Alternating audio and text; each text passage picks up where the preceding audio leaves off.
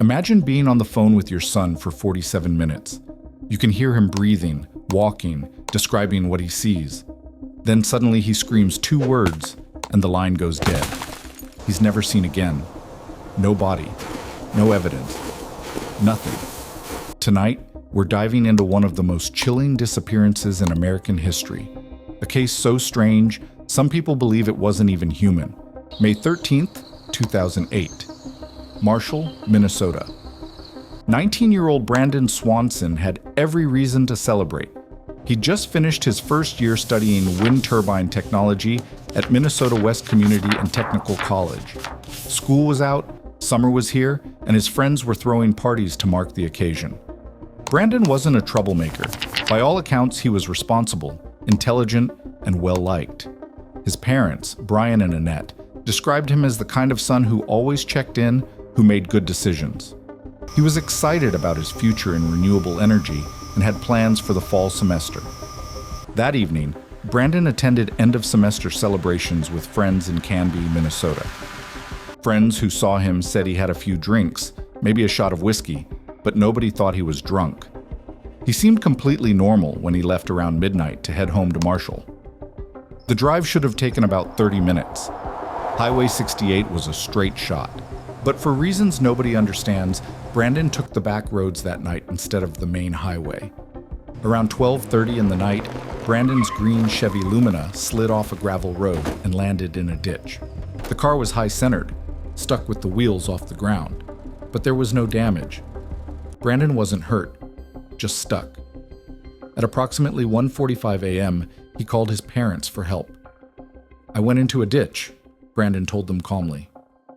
"I'm not hurt, but I can't get the car out. I'm pretty sure I'm just outside Lind." Lind was a small town about 10 miles from Marshall. His parents knew the area well.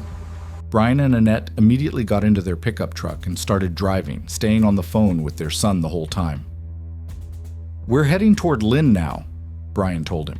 "Can you see our headlights?" Brandon scanned the darkness. "No, I don't see you." "Okay, start flashing your lights. We'll do the same." Brandon got back into his car and began flashing his headlights on and off. His parents did the same thing, searching desperately through the dark Minnesota countryside for any glimpse of their son's vehicle. But nothing. They couldn't see each other. This continued for nearly half an hour. Both Brandon and his parents were flashing lights, describing landmarks, trying everything they could to connect. The call kept dropping because of poor cell reception in the rural area, but they kept calling back. The frustration was building. Brandon could see lights in the distance. He was certain those lights were coming from the town of Lind. "Look, I can see the town from here," he said. "I'm just going to walk toward it. You guys can meet me at the bar parking lot in Lind, okay?" Annette was stressed and exhausted. At one point during the confusion, she hung up in frustration, but immediately called Brandon back to apologize. He reassured his parents he'd be fine. He'd just walk to a friend's house in Lind and wait for them there. It was now after 2 a.m. Brian drove Annette back home so she could get some rest, then headed back toward Lind by himself to keep searching for his son. At 2:23 a.m., Brian and Brandon connected on the phone again. Brandon had started walking toward what he believed were the lights of Lind. His father stayed on the line with him, and the two settled into a conversation as Brandon walked through the darkness. He described passing through fields, mentioned climbing over fences, said he could hear water running somewhere nearby. The temperature outside was around 40 degrees, cool but not dangerously cold. Brandon's voice remained calm and steady. He sounded tired and frustrated, but otherwise perfectly normal. Father and son talked about ordinary things as Brandon made his way through the rural landscape, both believing they'd be reunited within minutes. At 3:10 a.m., Brandon's voice suddenly cut through the phone. "Oh shit!" The line went dead. Brian's heart stopped. "Brandon? Brandon!" he shouted into the phone. Nothing, just silence. He immediately tried calling back. The phone rang, but Brandon didn't answer. Brian called again, and again. Each time, the phone would ring several times before going to voicemail, which meant the phone was still on and receiving signal. But Brandon wasn't picking up.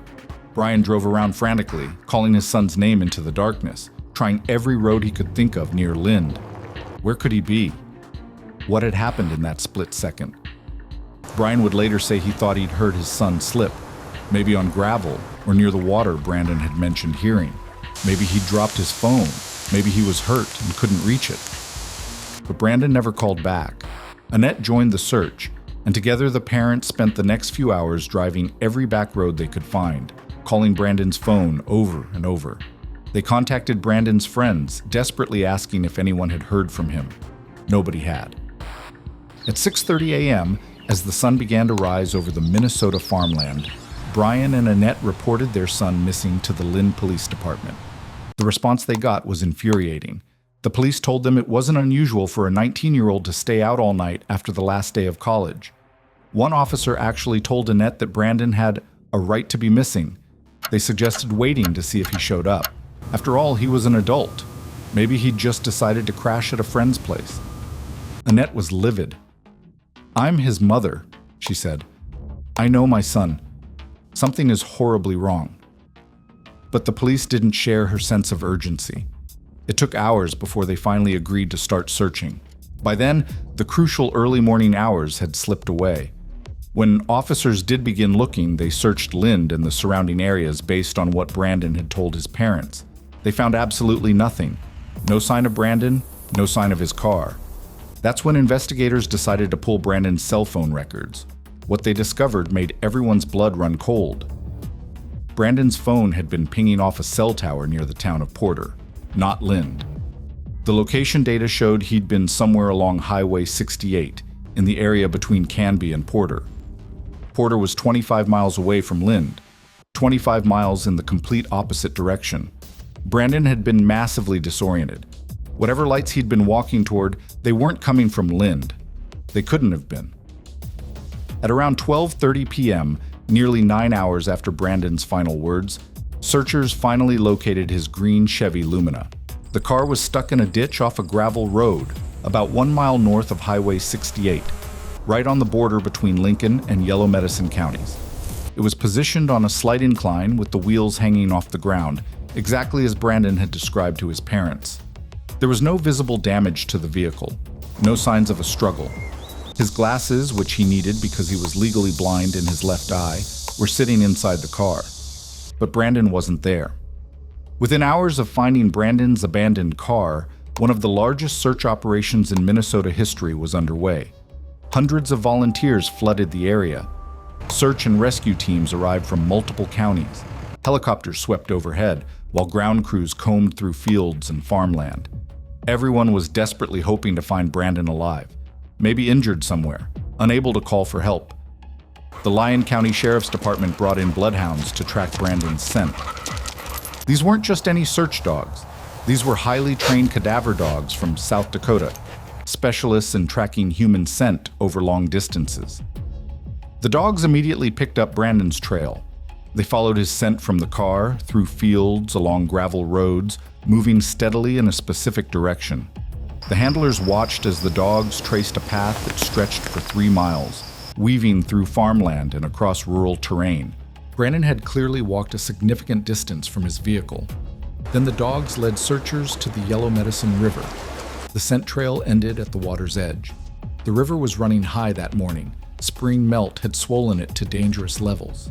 In some spots, the water was knee-deep. In others, it plunged 15 feet down. The current was fast and cold. The obvious conclusion seemed clear. Brandon had fallen into the river and drowned. It explained the sudden "oh shit" he'd yelled. It explained why the call cut off. It explained why he vanished so completely. But then something strange happened. One of the dogs jumped into the river, swam across, and picked up the scent again on the opposite bank. The dog tracked Brandon's scent along the other side of the river to another gravel road before finally losing the trail completely. Boats from the Minnesota Department of Natural Resources were deployed. Divers searched the river bottom. Deputies walked the banks for miles. They installed gates along the river to catch anything the current might have carried downstream. Sheriff Jack Vizecki personally walked 2 miles of the Yellow Medicine River every single day for 30 days straight. They found nothing. No body, no clothing, no phone, nothing. The searches expanded. Helicopters with thermal imaging flew grid patterns over the area. Volunteers on horseback covered terrain that vehicles couldn't reach. All-terrain vehicles searched the rougher landscape. The effort was massive and methodical. Over the following months and years, search teams would cover 122 square miles of southwestern Minnesota. In late 2008, after the harvest, searches resumed in fields that had been planted shortly after Brandon's disappearance. The dogs kept indicating areas of interest, particularly near Mud Creek northwest of Porter. Cadaver dogs repeatedly signaled that human remains were present in certain locations. Excavation equipment was brought in. Crews dug through the indicated areas, sifting through dirt and debris. Still nothing. The searches continued through 2009, 2010, and 2011, following a cycle tied to the farming seasons. They'd search in spring after snow melted but before planting. They'd search again in fall after harvest. Professional search manager Jeff Hassey, who documented the effort on a blog called The Search for Brandon Swanson, coordinated volunteers and maintained detailed records of every area covered. One major obstacle kept appearing. Many landowners in the area refused to give permission for their private property to be searched. Without probable cause, law enforcement couldn't force access. Ken Anderson from Emergency Support Services noted that significant portions of land around Porter remained untouched by search teams, even though cadaver dogs had shown interest in those areas. By 2010, the Minnesota Bureau of Criminal Apprehension took over as the lead agency. A tip line was established. By 2015, 90 leads had been reported through that system. Investigators followed up on every single one. None led anywhere. The most haunting detail? Brandon's cell phone remained on for 2 full days after his disappearance.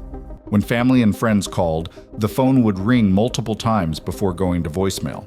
If the phone had been submerged in water or seriously damaged, calls would have gone straight to voicemail with no rings at all. So what actually happened to Brandon Swanson that night? 17 years later, nobody knows for certain. But theories have emerged, each trying to explain the impossible. The most widely accepted theory among law enforcement is that Brandon fell into the Yellow Medicine River or one of the surrounding waterways. The bloodhound evidence supports this. Brandon had mentioned hearing water during his call. The temperature that night was around 40 degrees, cold enough that if he'd fallen in, gotten out, and continued walking in wet clothes, hypothermia could have set in quickly. This theory suggests his body was carried downstream or became lodged somewhere that searchers simply haven't found yet. But after 17 years and extensive searches of the river system, many find this explanation unsatisfying. Another theory focuses on the landscape itself. Rural Minnesota is dotted with abandoned wells, cisterns, and underground drainage systems left over from old farms. Volunteer firefighter Darren Delzer studied the case extensively and noted something crucial. Right before Brandon yelled, "Oh shit," he'd said, "Not another fence," to his father. He was frustrated, climbing over fence after fence in the dark. Delzer suggests Brandon could have fallen into an unmarked well or cistern while trying to navigate the terrain. This would explain the complete lack of remains and why even cadaver dogs couldn't pinpoint a location. But it doesn't explain the scent trail leading to the river. Some online communities have proposed more exotic explanations. The fact that Brandon was walking toward lights that couldn't possibly have been Lind raises unsettling questions. What was he actually seeing? A few people have speculated about everything from alien abduction to supernatural intervention, pointing to the complete disappearance and the mysterious lights as evidence. While these theories lack any credible support, they demonstrate how deeply this case has captured public imagination. What came out of Brandon's tragedy was something concrete and important. His parents, Annette and Brian, refused to let their son's disappearance be in vain. They channeled their grief into action, lobbying the Minnesota State Legislature for change. In May 2009, Governor Tim Pawlenty signed Brandon's law with the Swanson family present at the ceremony. The law passed unanimously in the House and overwhelming in the Senate. It requires law enforcement agencies in Minnesota to immediately investigate missing persons cases involving adults, particularly when dangerous circumstances are suspected. Before Brandon's law, police could delay investigations of missing adults, assuming they'd left voluntarily. Brandon's case proved how deadly that assumption could be. The law has since saved lives by ensuring faster responses during those crucial first hours when someone goes missing. Today, Brandon Swanson remains on the FBI's missing persons list. His case is still open, tips still come in, his family still searches for answers. The fields around Porter, Minnesota still hold their secrets. Brandon would be 36 years old now. Somewhere out there, in those 122 square miles of farmland, rivers, and forgotten wells, the truth is waiting. Until that day comes, Brandon Swanson's disappearance remains one of the most haunting unsolved mysteries in American history. A young man who vanished mid-sentence while his father listened helplessly on the other end of the line.